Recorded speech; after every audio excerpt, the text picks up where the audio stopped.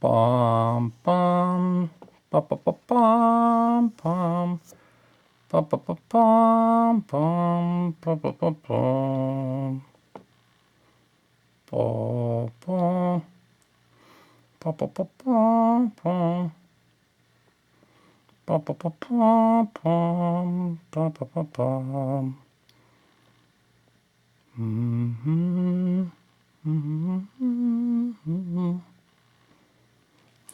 So now you know what this expansion for Imperial Assault is about. It is about intelligence. Our heroes are sent to Cloud City to help Lando Calrissian retrieve some information that was collected by one of his agents, information that can damage the Empire, and that, alas, at the time, for the time being, seems to be missing. The agent is missing and the information with the agent. So, an expansion, the Bespin Gambit for Star Wars Imperial Assault. What do we have in this expansion? Well, couple of things. First, tiles, terrain tiles that are used to create various environments in Cloud City. What you see here, by the way, is the setup for the first mission in the rulebook, which also is the first mission in the mini-campaign. Yes, it's a big deal in the mini-campaign not to know what the scenarios are about, what are the surprises.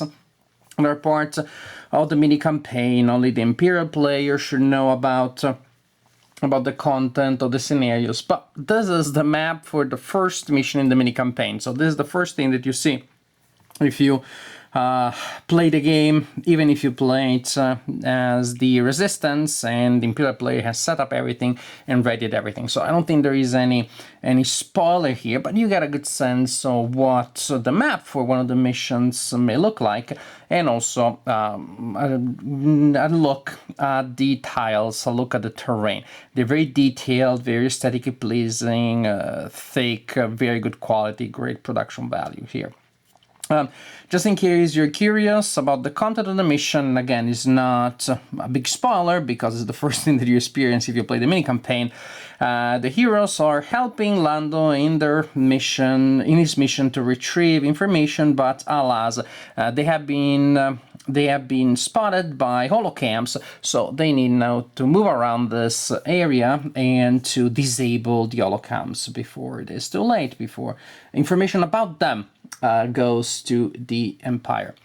The tiles, as you can imagine, are double-sided. Just to give you a look, just to have you have a look at the tiles, at the other side of the tiles. Here we go. Nice, but a little more generic. I mean, this is a pretty impressive art here and concept in general. Nice, but a little more generic. I really like the Cloud City feel that I get from these tiles here.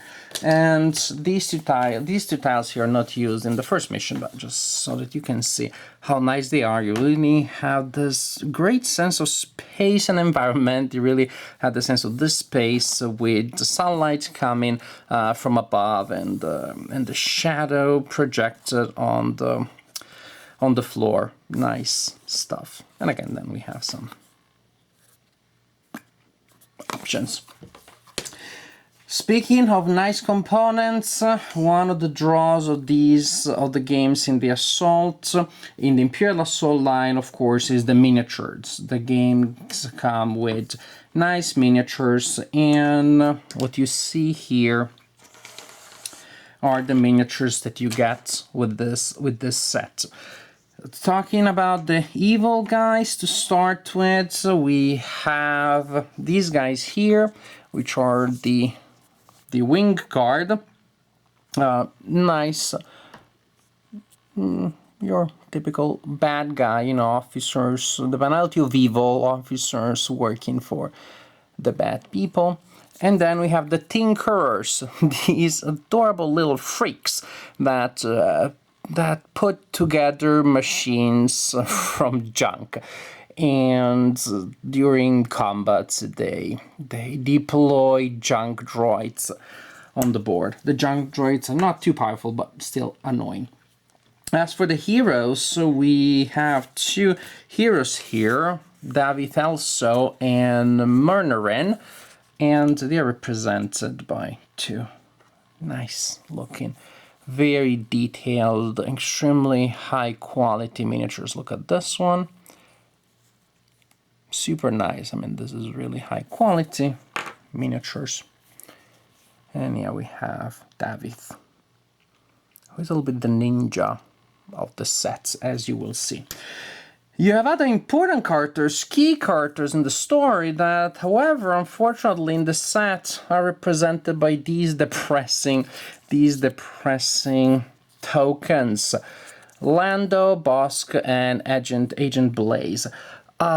Really? I mean, to me, stories taking place in Cloud City without Lando being there, because that doesn't mean be there, come on, it's just a token. Without Lando being there, doesn't make any sense. We need Lando. So basically, I simply purchased Lando, and I also purchased Bosk. I didn't get Agent Blaze, I think I can live without. But it is still not the best thing of this line of expansions that some of the key characters in the story are not included in the main expansion. Only tokens are there. So functionally you can play the game, but if you want a full experience, you need to purchase other characters as independent expansions. Expansions of the expansions. These character expansions do not just come with the plastic miniature, they also come with new scenarios. But still, it is weird for me to play a miniature game where some characters are plastic miniatures, some characters are tokens. So if you want the full experience, the full immersive, kind of like continuous, consistent, aesthetically consistent experience of playing a miniature game, you need to add some, you need to spend some extra money. But then, again, the miniatures are really high quality, but they don't come with the expansion. Lando, Bosk, and maybe one day I'll also add Blaze. Nice stuff. Now, what do the characters in the game do? Let's start from our two heroes. David also is pretty much the ninja. He's a force user and he knows how to hide very well. In fact, he's a good starting point to talk about one of the conditions that have been added in this expansion, which is the hidden condition. Several game effects may allow characters to hide, and when a character hides, the attacker has -2 accuracy. When attacking, there is an extra surge, and also if you resolve an attack, because of course you're exposing your position, you discard this condition. And he has several things that will allow him to get hidden, including surges, as you can see here, when attacking with a melee weapon. He can also use strain, he can also exert himself to move some extra spaces. Looking at his cards, that to give a better sense of what he can do and what he has. There's this nice shrouded lightsaber with a lot of nice surges. Force illusion. I mean, you can just pause and read the text if you want more detail, but you will see a common thread, you will see a family resemblance, which is about being sneaky and about tricking the opponent and disappearing in the shadows and then appearing at the last moment, just ready to cut the opponent in two with a lightsaber. That's why I called him the ninja. That's kind of like his general profile. Another fell swoop. Falling leaf, very poetic. Exhaust this card when you declare an attack with a melee weapon to add a yellow die. Exhausted when you become hidden to recover. Covert operative, oh look at this. At the start of the mission, you become hidden. When defending, you may discard a hidden condition to apply an extra defense, an extra block. And after attack target is resolved, if you did not take any damage, you become hidden again. Very powerful effect. Back to the shrouded lightsaber. And also we have the Vanish ability and the Force Illusion ability, which are in truth variants of what you saw already. The other hero, which looks so peculiar, aesthetically speaking, is Marnarin. I guess, is that how it's pronounced? I'm not sure. And has one of the most fun effects that I've seen in the game. False orders. You choose a hostile figure with a figure cost equal to or less than the threat level within 3 spaces. So you got to meet some conditions. But what do you do with that action? You perform an attack with that figure. In that sense, it's a powerful ability, but most importantly, it is just darn fun. It is just such a blast, pun sort of intended, to use this character, to use a character of the opponent to target other characters of the opponent. Also, after an attack targeting this character resolves, if you suffer damage, you can choose another hero, and the hero recovers some endurance. As for the cards, as a true diplomat, Myrna carries a blaster. I mean, what kind of diplomat doesn't do that, right? What kind of diplomat doesn't shoot at the people? That's the essence of diplomacy, right? So that's just a weapon with these 2 dice. It's okay. But then as for other abilities, again, if you pause, you get a sense of the abilities of this character. You can see it deals with public image, with information, propaganda, solidarity, lead from the front, which is used in synergy with the false orders. During that activation, for each ready activation token in play, that attack may gain one of the following abilities. Again, to use in connection with false orders. Just such a fun ability. Double agent as above, meaning you connect it to false orders, and you can also push the chosen figure. Even more fun. You get them to run and then to shoot their friends in the back. It doesn't get any more fun than that. As for other characters, as for other 3 important characters that are sadly represented by these, by tokens, Lando is this charming gambler with good aim and abilities that manipulate dice results. Agent Blaze, alas, it's great that also the Force user can hide, but 2 can play. He also has the ability of making characters go hidden, so that is the other side of the coin. You can also look at the opponent's hand and choose a command card, then you may discard it as a representation of the effect of interrogating the enemies.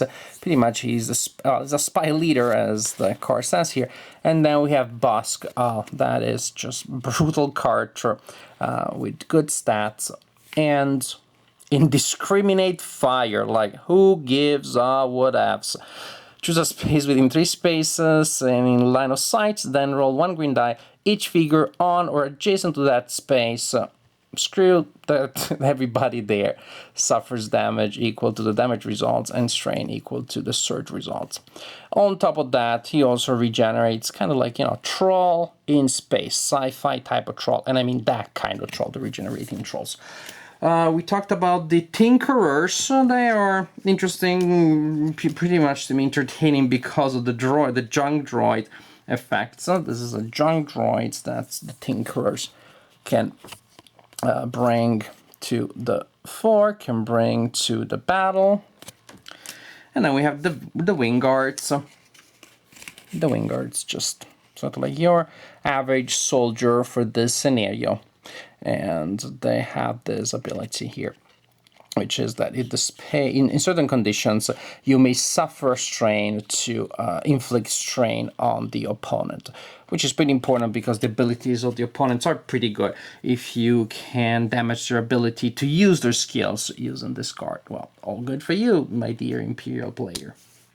If you watch my video for the main game, Imperial Assault, I filmed that a couple of years ago when it came out, you will maybe remember that I enjoyed the game, but I didn't love it. I wasn't in love with it. It felt a little too similar to Descent, and I thought I had a similar game.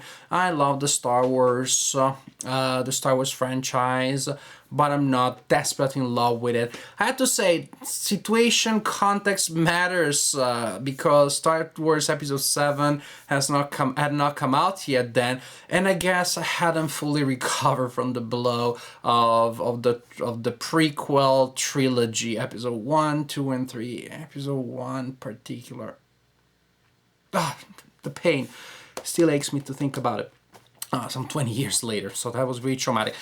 Episode 7 has really rekindled my love for the Star Wars franchise. Also, you may have noticed I play Star Wars games in the last couple of months, right after Episode 7. So I decided to take a second look at Imperial Assault. I decided to play some expansions. I hadn't played other expansions before, and I enjoyed the Bespin Gambit. I really enjoyed it. I like the new heroes, I like what they do, I like that they feel thematics, they really feel Star Wars-y, if there is such an objective, I guess now there is. The idea of hiding, the idea of using force to manipulate perceptions, to be sneaky is not about just frontal brutal attack, it is about indirections. The rebellion never has the numbers to punch without some sneakiness connected to it, and I feel that the new heroes do that well. One of them specializes in this hiding and hidden movements and getting bonuses from this sort of like things, and the other one uses intrigue, which also is an interesting and thematic element with manipulation and such, and then it's just so much fun to move the enemy opponents and to use them to attack each other. Being able to capitalize on that ability is a little situational. You need to set up a context where that is possible, and the Imperial player knows what you're trying to do, so will try to prevent you from exploiting that ability. But when that happens, it's a lot of fun. Star Trek... Did I say Star Trek? Ouch. Star Wars Imperial Assault can be played in skirmish mode and in campaign mode, narrative mode. Now, I have a lot of skirmish games, so to me, that is not the main draw towards this game. I don't play Star Wars Imperial Assault for the skirmish, I play for the campaign, because I love storytelling in games, I love games that tell me stories that create a strong narrative, and the Star Wars Imperial Assault does that very well. There's a large campaign in the core game, and here there's a mini campaign that has 6 scenarios, and you can play any of them independently, but also linked in a very interesting campaign, because it's a sort of choose your own adventure, branching path type of narratives. You start with the first scenario, which is the one that I showed you with Lando and other friends trying to retrieve that information, actually trying to protect themselves from exposure, and depending on whether they're successful or not, well, the enemies will know something about them or will not know that will affect the next scenario. So basically, from that scenario, depending on the result, you go and read an epilogue and you're instructed on the scenario to play next. So there's a branching tree, and then those scenarios, depending on how things go, they direct it to other scenarios. No, it's a total of 6, so the branching tree is not huge, and there is a reconnection at some point, with then some more branching, and at the end of the last scenario, the player that wins the last scenario is the winner of the campaign, which may make you think, well, but maybe that's too much weight on just one scenario. Why would I play the whole campaign to then leave it all to the last scenario? Well, in truth, as you progress, the system has memory, so if you do well in one of the scenarios, then you gain some advantages that you take with you on to the next scenario. So you're building up momentum. Really, the last scenarios are, in fact, sort of like where what you did before pays off. So there is a sense of continuity. There definitely is a strong sense of continuity. And the story is interesting enough. The story has to do with espionage in the world of Star Wars, has to do with information. Yes, when it comes down to the story, it is about moving and fighting, interacting with the environments and with the specific items that are placed on the board. But the the rule book and the campaign book, and just overall the mirroring of theme and thematics in the game do a good job of yet still creating a sense of theme, a sense of story, that you're not just moving pieces on a board, but you are in fact connecting somehow with this parallel world where the story is happening and where you have a saying and where you are trying to competitively achieve your goals. The miniatures, the components, everything is gorgeous. I would have liked it if all the characters in the game had been represented by miniatures. They had included miniatures for all the characters. With the expansion, you didn't have to expand the expansions, and then who expands the expansions? It becomes a philosophical thing. But we know sometimes these things happen. Not ideal, but what you gonna do? Che ci puoi fare, like we say in Italian. So the Bespin Gambit, it's a good expansion, would have been better with more plastic people in it, but as is, the new characters are strong, the campaign is quite interesting, it's quite fun, it feels thematic, it emphasizes that aspect of Star Wars, that I like very much, which is about intrigue and about sneakiness, indirection, hiding in the shadows. I think it does that very well. So overall, I find it to be a quite successful expansion for Star Wars Imperial Assault.